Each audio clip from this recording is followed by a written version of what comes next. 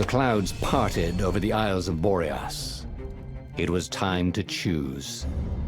The rebellion was in trouble. Ravens were scouting for the secret rebel base. They needed a game changer. Pieces of the Sky Ripper had surfaced. Or so a scholar in the mountains had told him. Surely the weapon that banished the lost gods could defeat the Emperor. Also, a temple had risen out of empty desert, as tempting as it was to explore ancient mysteries. There was a war going on, and also, his old friend Lapino needed rescuing. Of course, Renato had a pretty strong suspicion that Lapino had betrayed the rebellion. But could Renato really leave an old friend to the Ravens? Ah, Lapino. Apparently, the Mad Rabbit had sold a Pegasus that he did not exactly own. Lapino always wiggled out of trouble, given time. But he was out of time. Lapino's frantic message said that the Ravens were going to kill him for being a rebel spy. And that he had a clever plan. If the fleet reached him first, they'd string him up for that. Never mind the winged horse. Or so Lapino had told him over the far speaker anyway.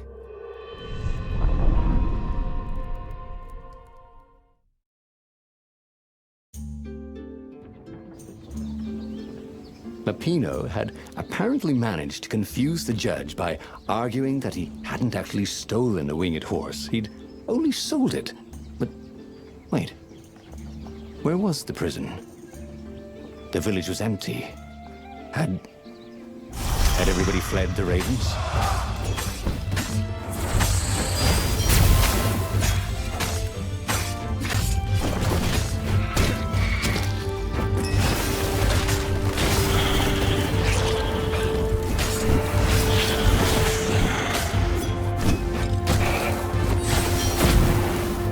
I pick you!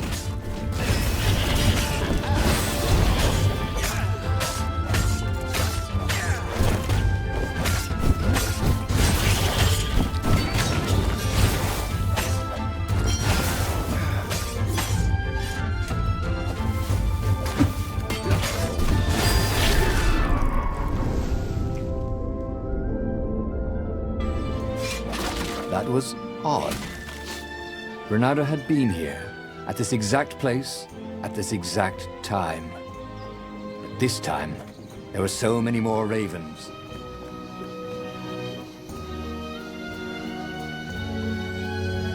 I need more materials, thought Renato.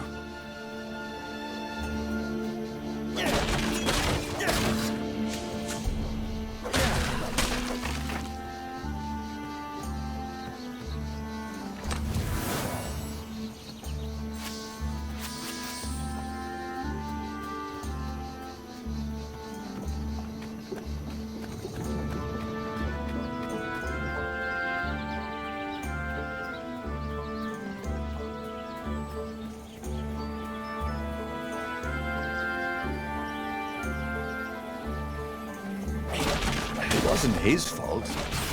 They looked so breakable.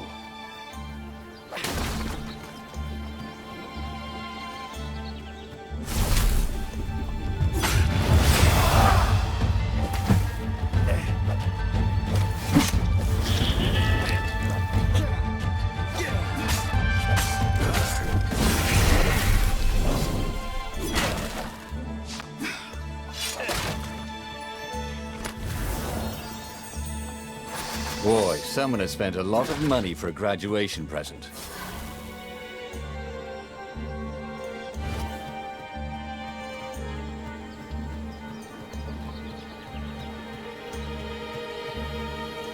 Renato looked around the empty village. How had he ever imagined Lapino was anything but a traitor? Any honest rabbit would have fled with the villagers.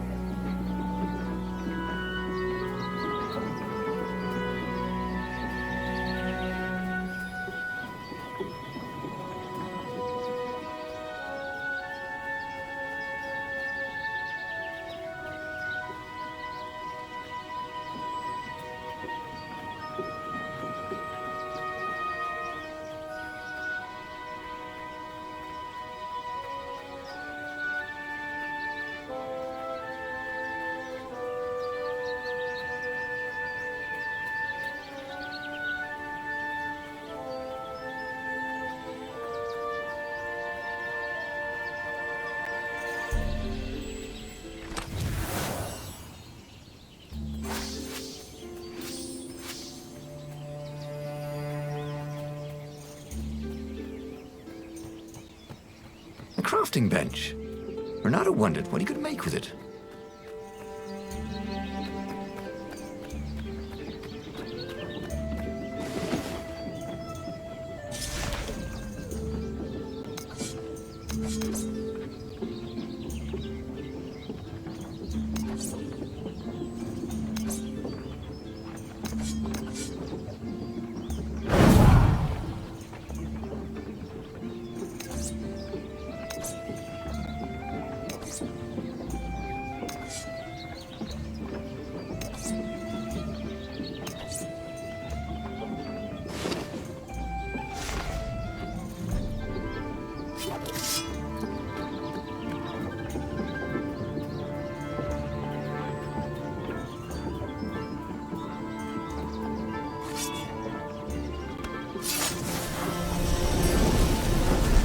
There was a pleasant breeze coming through that door.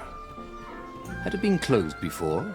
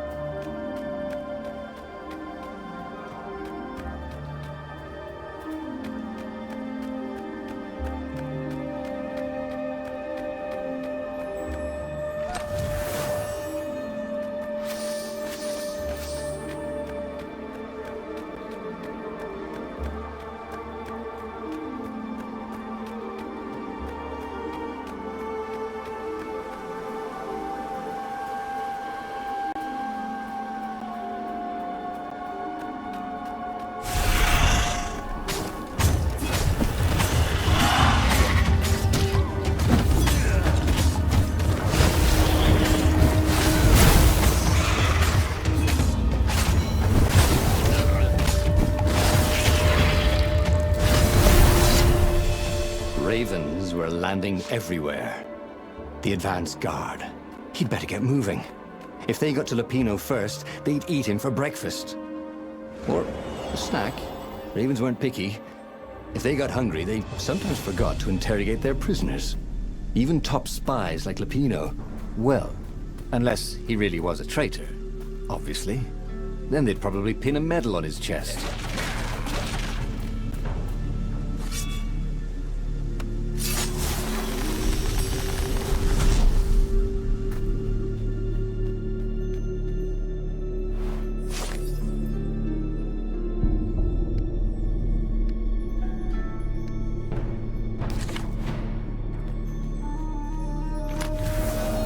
Ooh, sparkly, thought Renato.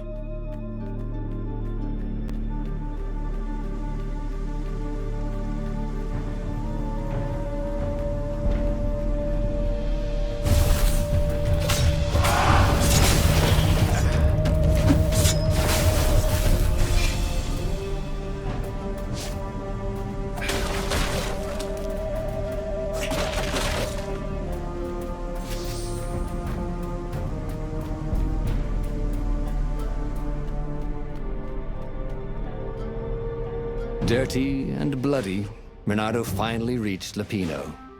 The rabbit was practicing his shuffle. Bernardo recognized the cards. It was Lapino's favorite deck. Oh, I thought you were in danger. I am. The ravens are coming. Oh, the prison thing. Right, yeah, we see this guard owed me 53 ducats, so we made a deal.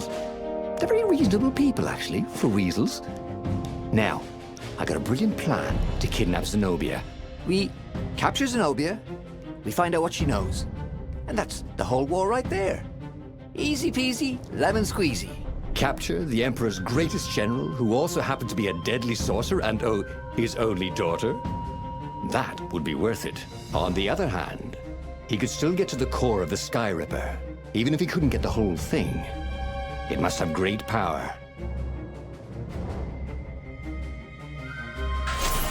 Zenobia wasn't just the Emperor's daughter, of course. She'd been Renato's best friend in Sword Fu school. And you're still mad for her, the rabbit reminded him. They'd been close. She'd told him things no one else knew. But she'd never told him who she really was. She knows all the Emperor's plans, chuckled the master spy. She won't give them up easily, She'll tell the interrogators, all right, said Lapino. Taking her would change the game, all right.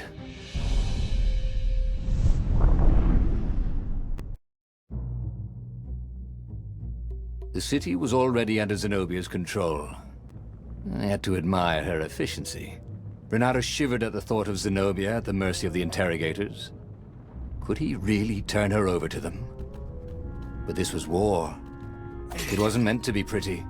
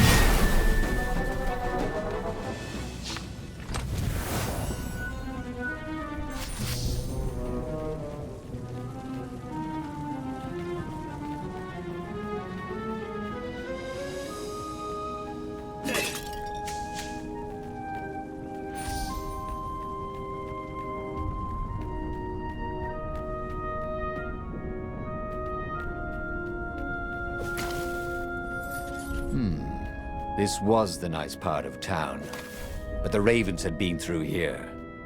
They like to take shiny things home to their nests.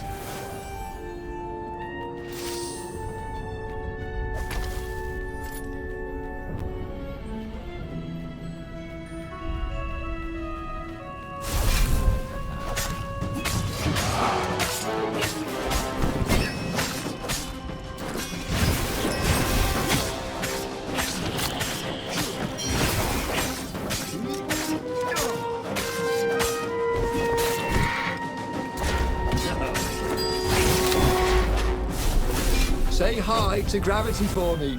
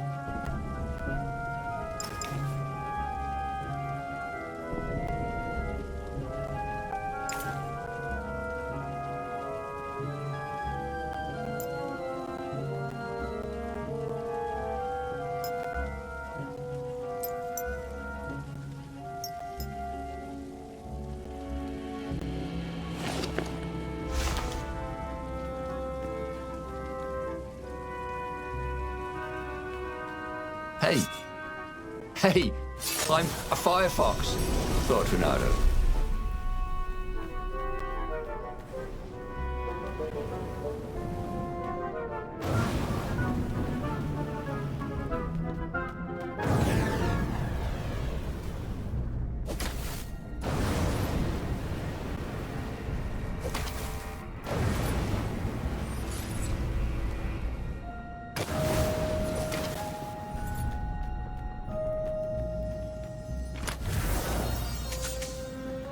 He could sense the jewel's power. He had a feeling they were going to be great friends.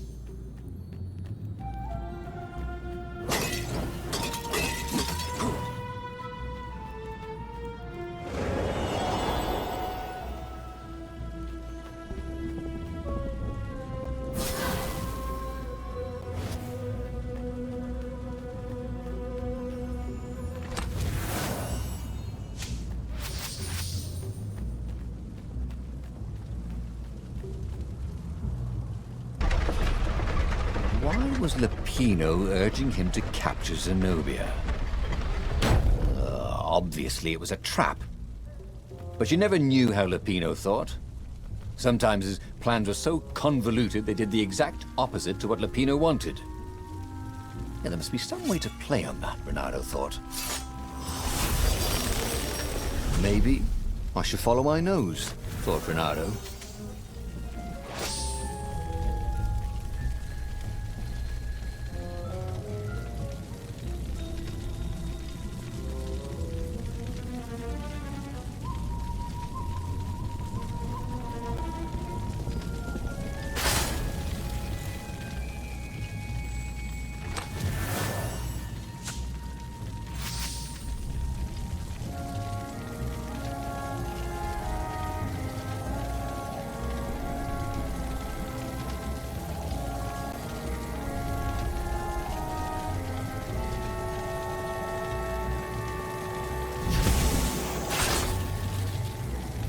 You blinked.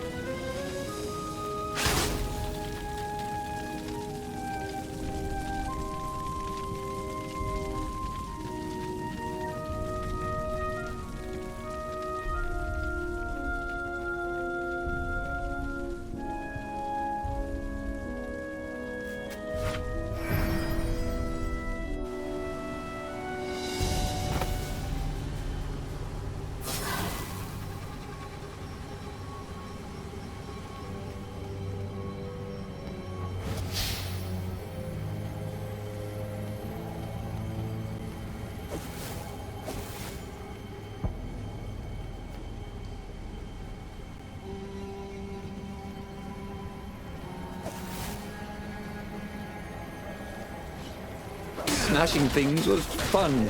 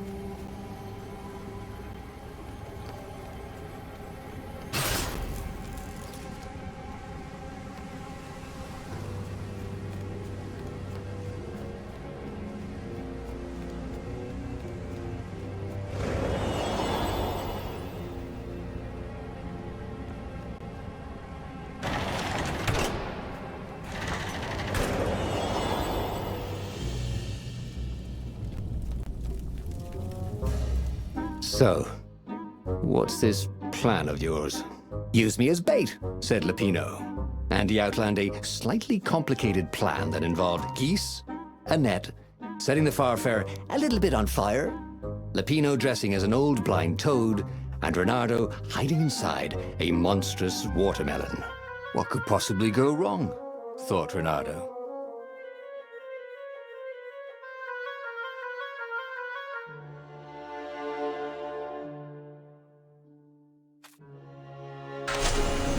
Oh, go ahead. I'm sure you know better, said Lapino.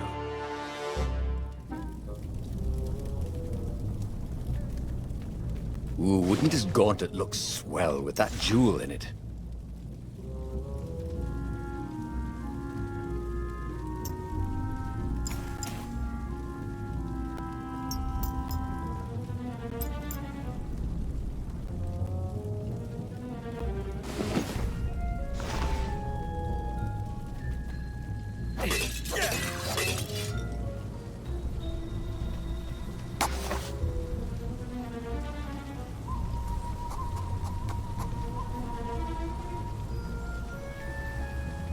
Nice.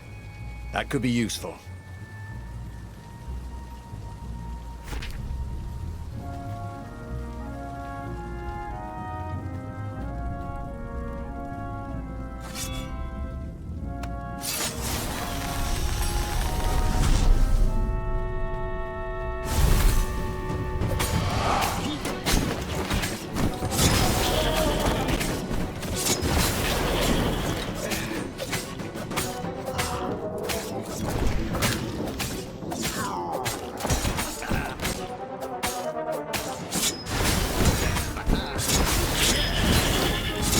That had gone rather well, actually.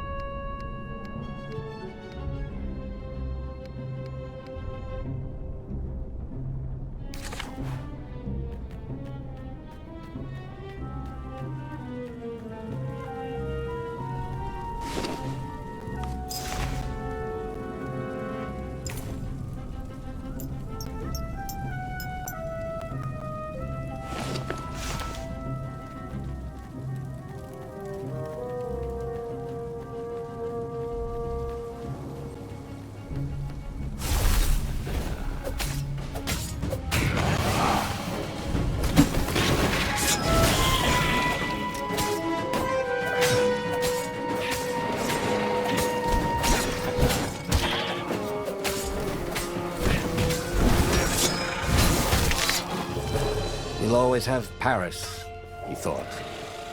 And then he died.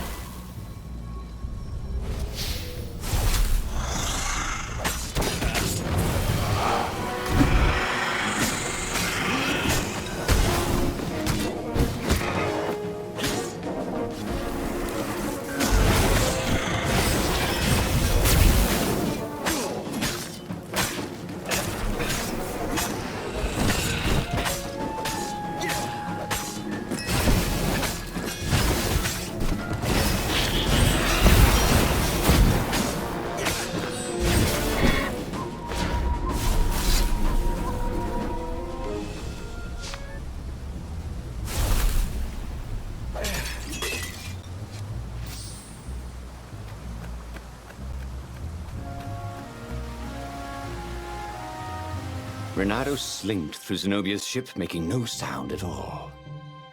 Where were her guards? Finally, he reached her bedroom. She was curled up on her bed.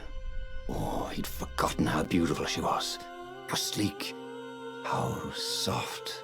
He tapped her on the shoulder with his sword. She became smoke. And he noticed he had a blade to his throat. "Stay a while," purred a familiar voice. "Did you really think you could capture me?" Zenobia said as her ship lifted off. "Now I just wanted some privacy," Renato said. "Did you ever wonder why the Emperor adopted you?" And he told her why. His Imperial Majesty wanted to bring the lost gods back. They could make him immortal. But to seal the bargain, he needed a sacrifice. Someone who truly loved him. "You're lying." She was furious. "You can't prove that." "I can." And so they set sail for the Nexus.